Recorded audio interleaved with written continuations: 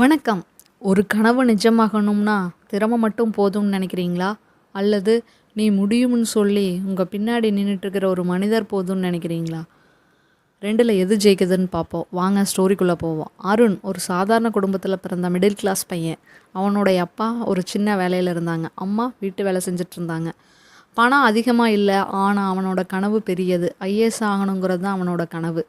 சின்ன வயசுலேருந்தே அவன் சொல்லுவான், நான் ஒரு நாள் ஆஃபீஸர் ஆகணும், நம்ம வீட்டை மாற்றணும்னு. ஆனால் வாழ்க்கை அவனுக்கு ஈஸியாக இல்லை. டிகிரி முடித்ததும் ரிலேட்டிவ்ஸ் எல்லாம் ஆரம்பித்தாங்க, கவர்மெண்ட் எக்ஸாமா உன்னால் முடியாது, ஜாப் எடுத்து ஃபேமிலிக்கு ஹெல்ப் பண்ணுன்னு. ஃப்ரெண்ட்ஸ் கூட அவனை சீரியஸாக எடுத்துக்கொள்ளலை. லைஃப் செட்டில் ஆகணும், ட்ரீமில் இருந்தால் என்ன யூஸ்ன்னு கிண்டல் பண்ணாங்க. பிரேக் பாயிண்ட் வருது. அருண் ட்ரை பண்ண ஆரம்பித்தான். ஒரு அட்டம்ப்ட் ஃபெயிலு, இரண்டாவது அட்டம்ப்ட்டும் மறுபடியும் ஃபெயில் ஆகிறான். அந்த ஃபெயிலியர் அவன் உள்ளுக்குள்ளே உடைச்சிருது. நம்மளால் முடியாது போல் அப்படிங்கிற அளவுக்கு வந்துடுறான். ஒரு நாள் இரவு அவன் தனியாக உட்காந்துட்ருக்கிறான். முன்னாடி புத்தகம் இருக்குது, ஆனால் அவன் மனசு காலியாக இருக்குது. நான் இதுக்கு தகுதி இல்லை போல் அப்படின்னு அவன் நம்ப ஆரம்பிக்கிறான். என் வாழ்க்கை இங்கே முடிஞ்சிடும் போலன்னு நினைக்கிறான்.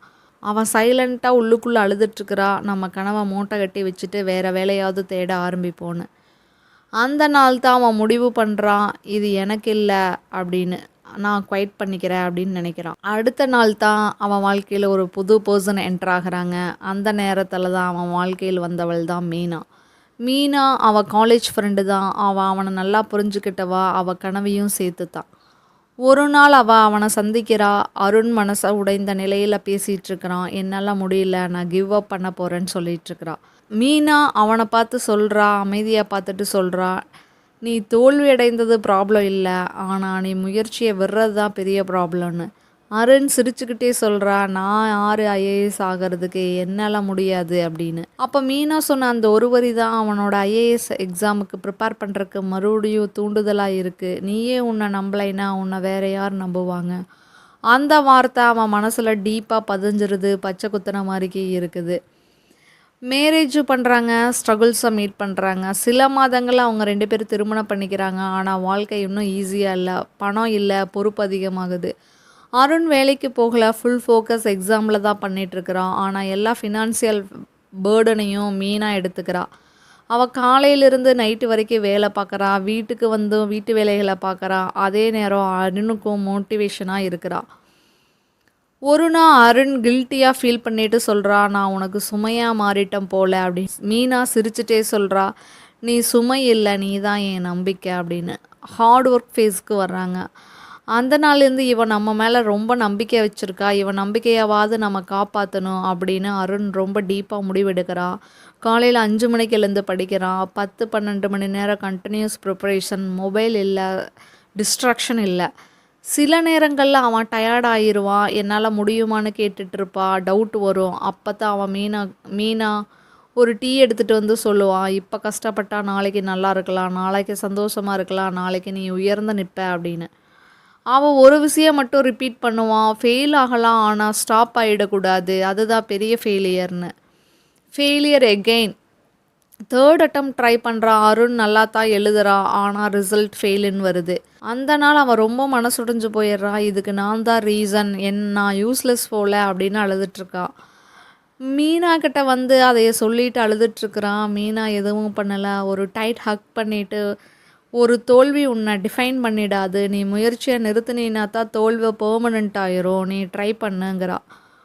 அவன் அழலை. அவள் ஸ்ட்ராங்காக இருந்தா கண்டிப்பாக இவன் ஐஏஎஸ் ஆகுவான்னு. அவனோட நம்பிக்கையும் ஒரு நாள் ஜெயிக்குங்கிற நம்பிக்கையில் இருந்தான்.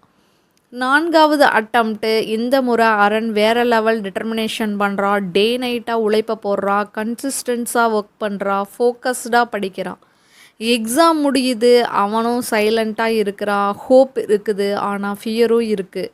ரிசல்ட்டே வருது. அவனோட கைகள் நடுங்க ஆரம்பிக்குது. வெப்சைட் ஓப்பன் பண்ணுறா.